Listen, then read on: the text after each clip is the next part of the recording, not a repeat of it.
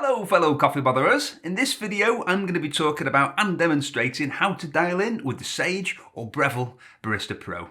This is also relevant for the Barista Express and the Barista Touch. With the Express you just don't have quite the same ability to dial in quite as finely as you have less grind settings, but other than that it'll be about the same. You're going to need the following to follow along with this guide. Your espresso machine, of course, and everything else that came with it, including the tamper and the razor tool and the baskets. Yourself, that's important. Medium dark to dark roasted coffee beans, scales, and an optional tool, the WDT tool even.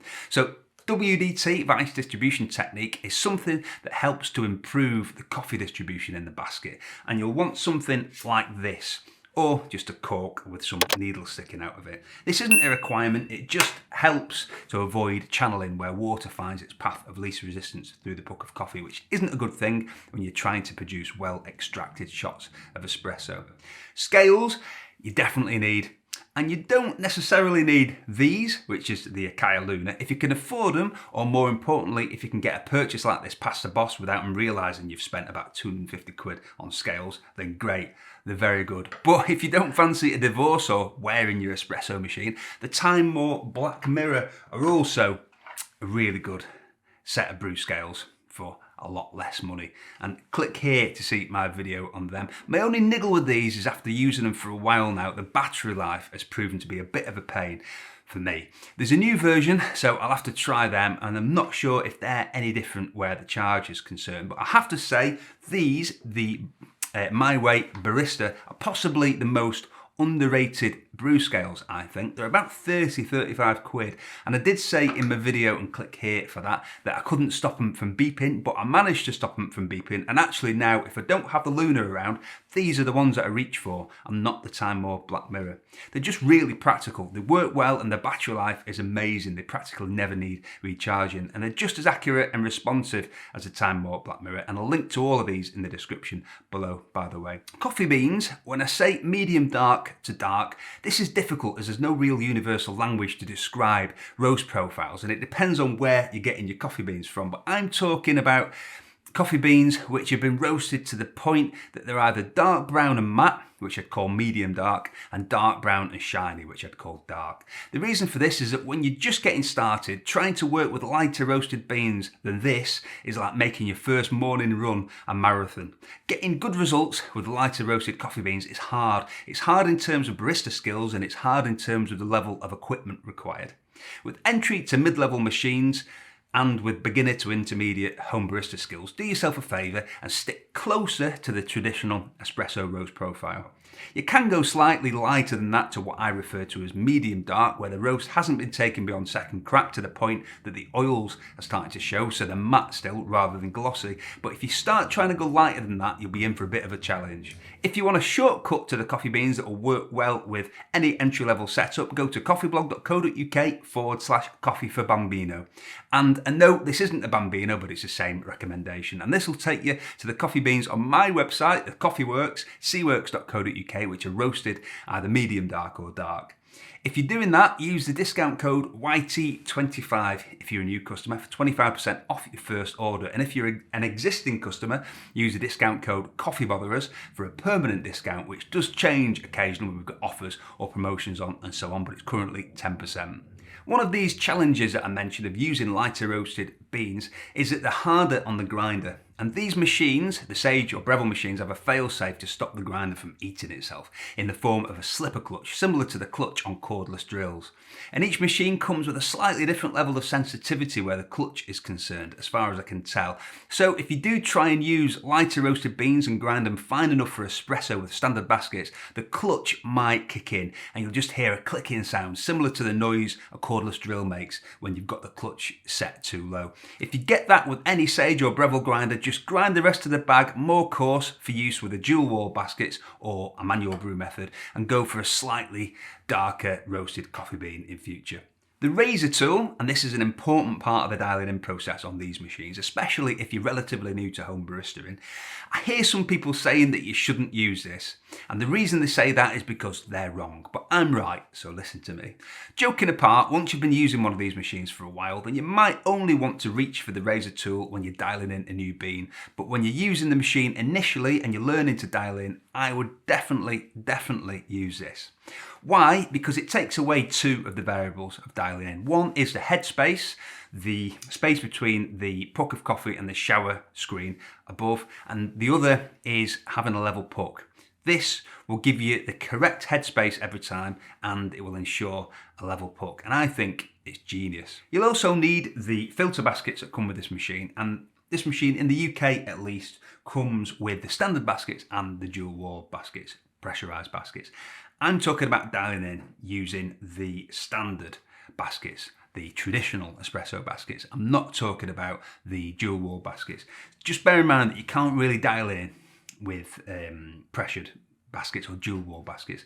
Therefore, using these machines a bit more like bean to cup coffee machines, where you just, press a button, grind the coffee and walk away with your espresso.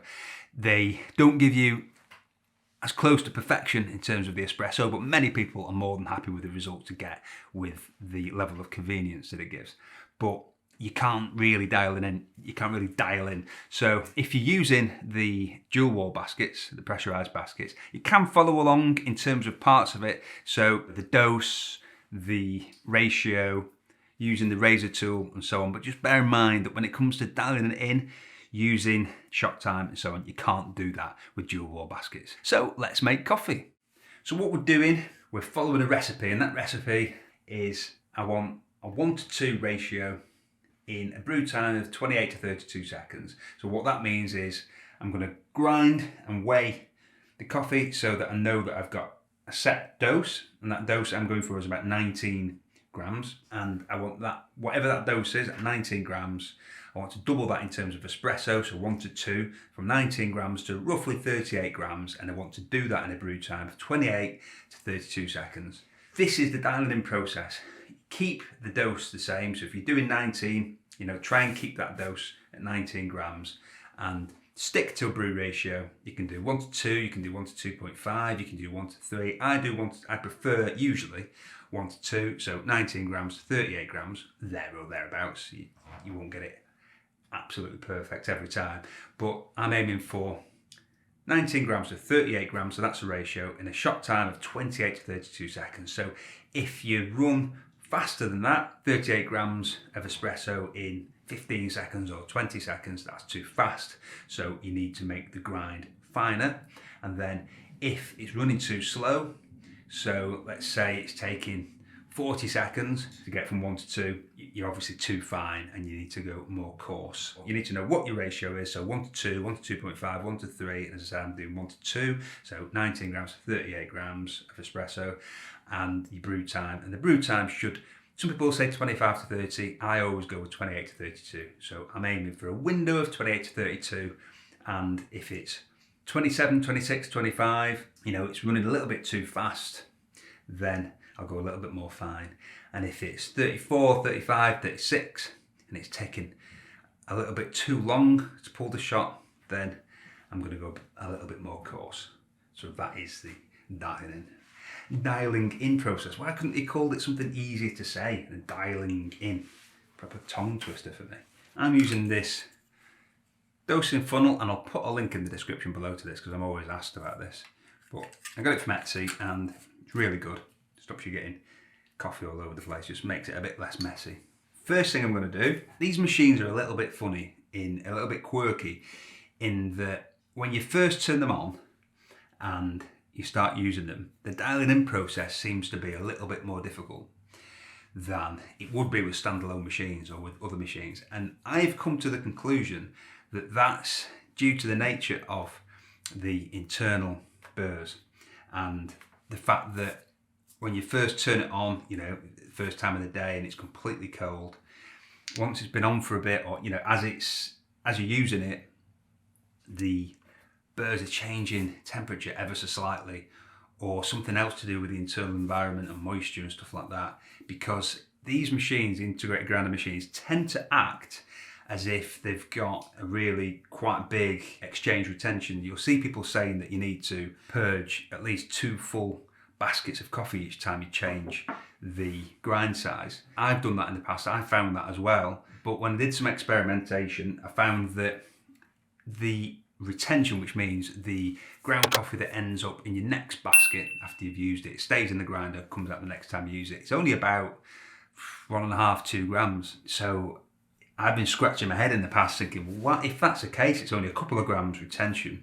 Why does it act as though it's got much bigger retention? Meaning that when you make a grind adjustment, it can take 2 or 3 shots, seemingly for that to embed, for you to see the results. You know, you don't change the grind setting and see the results straight away. It takes a few shots, which would imply a really high grind retention or exchange retention, but it isn't. So I think what's happening is that when you're first using it and it's warming up, that warming up is slightly adjusting what's happening with the burrs. So what I would recommend, personally, if you can, is turn the machine on, put the portafilter in, leave it for 15 minutes or so if you can before you use it for the first time, and then pull a couple of blank shots to warm everything up, warm the portafilter up, the group and your cup.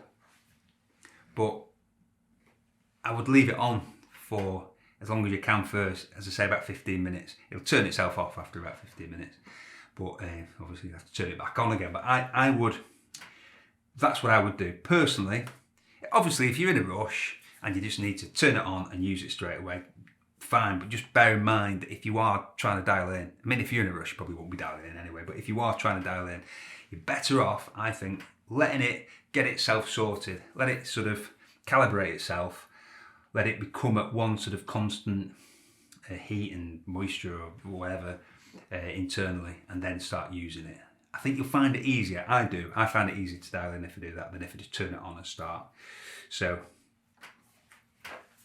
in any case, I would always pull, before each shot, I'd always pull 1 or 2 double shots worth of water through the portafilter, get everything hot, or certainly through the group. If you're making a few back-to-back shots, you don't necessarily need to do it through the portafilter because that'll be getting heated up when you're pulling the shots anyway. Then I've got the grind set to 3, and I've just guessed at that, and I've got the grind time set to 14.5 seconds. And in terms of the beans, I'm using a dark roast. What I would call dark roast. It's not the darkest, but I'd call it dark because the beans are shiny, so it's been taken beyond second crack and the oils are showing. So you either want that or you want a similar colour, maybe slightly lighter brown and matte, which is what I call medium dark roast. Just to make things easier for yourself. Bang on 19 grams there, that was a good guess. If you're doing the WDT, do that. If you're not, just give it a knock like that to level it. This isn't a prerequisite, you don't have to do this. You can do it if you like.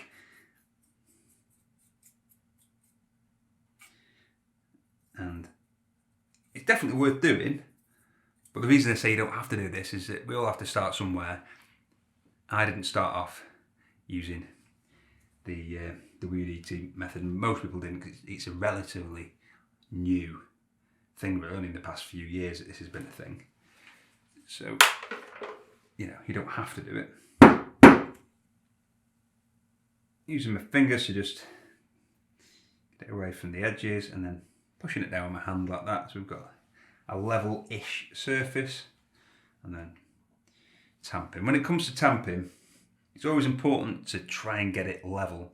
It's not so bad with the Sage or Breville machines because you've got the razor tool and that will level the surface anyway, but it's always good practice to try and get the level, try and get the tamper level. So I do that by putting my hands either side of the tamper and sort of just feeling between the tamper and the lip of the portafilter.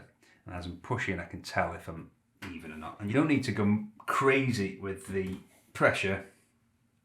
Just stop when you feel that the tamper won't go any further. And then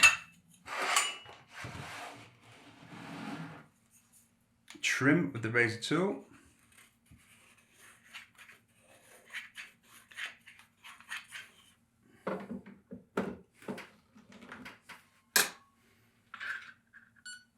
I'm pulling the shot manually.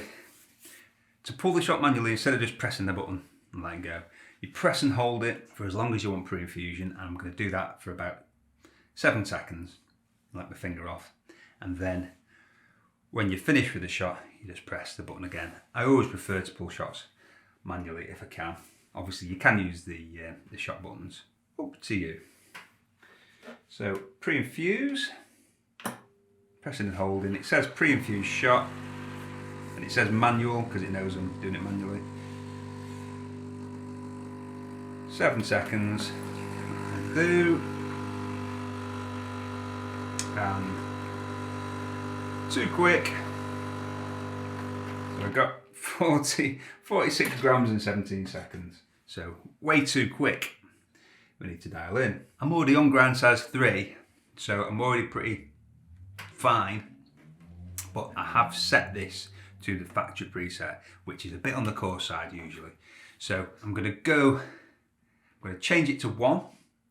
And we'll see if that's fine enough. If not, then I'm going to have to take this off and change the internal grind setting. But we'll try it at 1. As you'll see, I've just removed the portafilter and the puck stayed put. And that happens sometimes. So don't be alarmed if it does. It's quite normal with any espresso machine. You shouldn't go finer with the grind while it's not grinding. You can go more coarse with the grind while it's not grinding, but you shouldn't go finer because you can get bits of coffee beans stuck in between the burrs as you're going finer. There's the bit of coffee bean stuck in there, and then you make it finer and it's not moving. You can cause issues with the burrs. You can sort of put them out of alignment. It's different with different machines, but I think it's good practice to always have the burrs running when you're going finer. So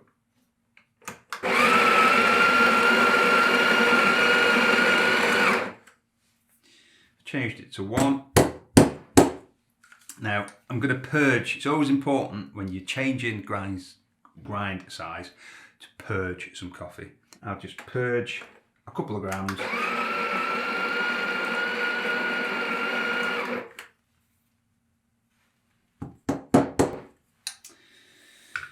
Let's see where we're at.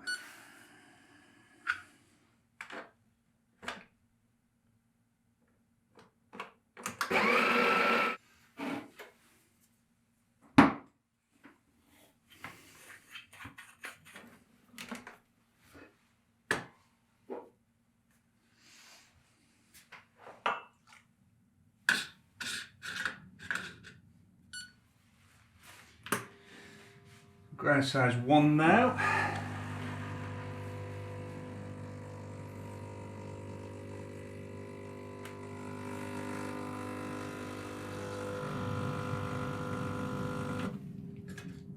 So we got 40 grams in 28 seconds. So that is almost dialed in. So we're looking for 38 grams in 28 to 32. We've got 40.5 grams in 28. So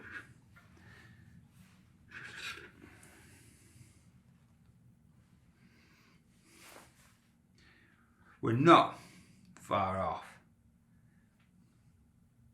but we need to take it a little bit finer, and I'm already at grind size 1. See what it tastes like? And that's pretty much perfect. And this is one thing I'd say, when you're doing this, taste a shot, determine whether it's worth you faffing around anymore with the grind based on taste. It's all about taste at the end of the day. So if you taste it and it's bang on for you, you know, your palate might not be quite as sensitive as somebody who's been doing the home barista thing for years. So, you know, take the benefit of that. If it tastes okay, stick to what it's at. You know, you might come to a point later on where your palate is that sensitive that you can taste, you know, slight imperfections. Don't be too rigid in these parameters, you know, in getting it bang on 1 to 2, in bang on, you know, 28 to 32 seconds. If it's there or thereabouts and it tastes perfect to you, you know, why mess with it? What I'm going to do before I change the grind settings, I'd always recommend, especially if you're close, is pull another shot. If you're not sort of in the right situation or the right time to be playing around and dialing in, if you've not got a bit of time spare, you know, do it at another time, but just enjoy the shot as much as you can. But if you've got the time to do it, what I would recommend is taste a shot, drink it if you can stand this amount of caffeine, or just taste it and then just pull another shot and see whether or not it changes. Because it could be that I've just not quite purged enough coffee after changing the grind adjustment, and it could be that I pull another shot now and it's closer to being dialed in. So just don't be too eager to change the grind setting. It's always worthwhile just pulling another shot. So I'm going to try that again, everything the same, and just see if it changes slightly. It could be that I didn't quite purge enough coffee.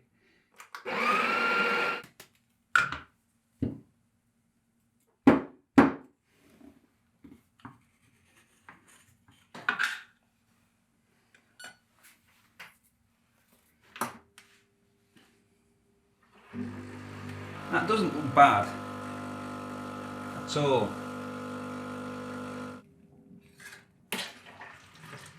And we've got roughly the same again. So that was almost exactly the same shot.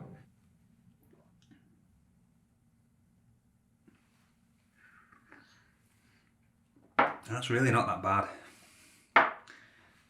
And I'll be honest with you, if I was doing this off camera now, I'd probably just drink that or turn it into a flat white rather than playing around dialing in, depending on what I'm doing, whether I'm working, whether I'm blogging or writing for the next video or whatever, and I'm in a rush and I just, you know, want to drink, or if I've actually got time. If I've got time, I might dial in, but a little bit more, but that isn't far off at all. So what I'm going to do now is I'm going to take off the hopper.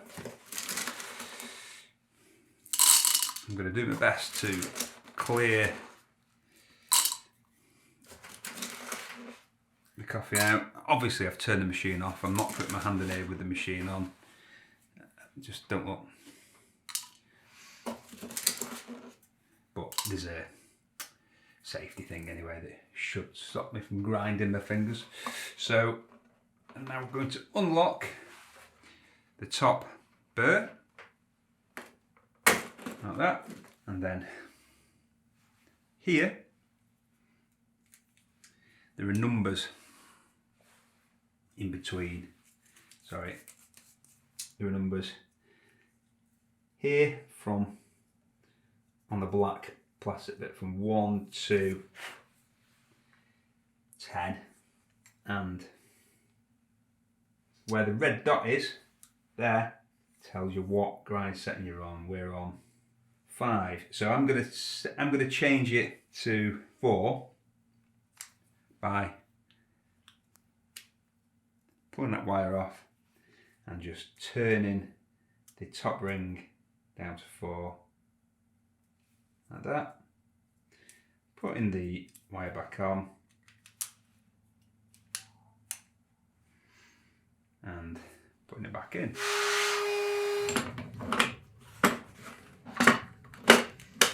So I've taken the grind size back up to 3 now that I've changed the internal grind size down 1 notch, and we'll see where we are with that.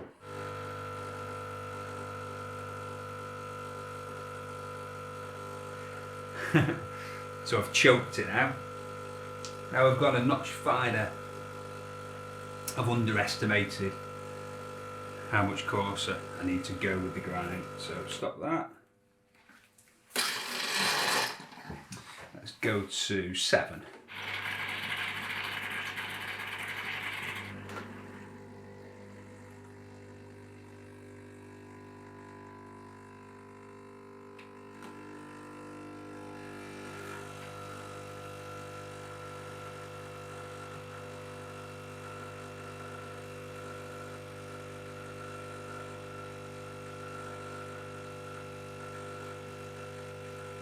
Better, still a bit too fine.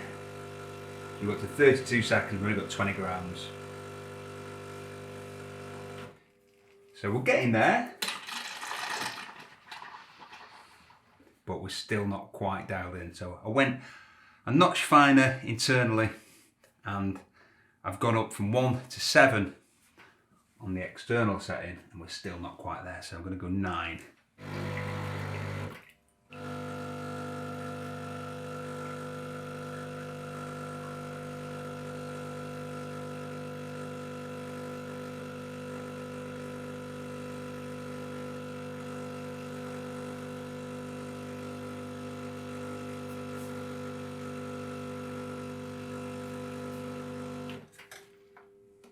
"32 seconds, 38 grams. That should be around perfect. And yeah, that's decent. Well-rounded shot. Very nice. You dare me to drink that? That is all espresso. What do you reckon? No. So there you go. Hopefully, if you have any of the Sage or Breville Barista range, you'll find this guide helpful for getting to grips with dialing in. Thank you very much for watching. Please don't forget to click the like button. Thanks. I can't say slap like now because Davey504 might sue me or challenge me to a bass battle, and I can't play bass. I play drums though, so he could challenge me to a drum along. Nevertheless, please do click the like button. Legend has it that there's this world that exists in a dimension that runs parallel to ours, populated by a humble and pleasant race of winged creatures known as YouTube fairies. And each time a like button is clicked, somehow this leads to a new magical tree being planted in their mystical dimension, which leads to cleaner air and denser magical forests. Although the inhabitants of that dimension are far more intelligent than us, and they don't have world leaders completely intent on destroying the planet they live on. So they'll probably be okay without it, but click the like button anyway because trees are good. And if you like this video, then why not click here to watch another one. And don't forget, to become an official coffee botherer, you'll need to click this image around here somewhere to subscribe. Tatty bye!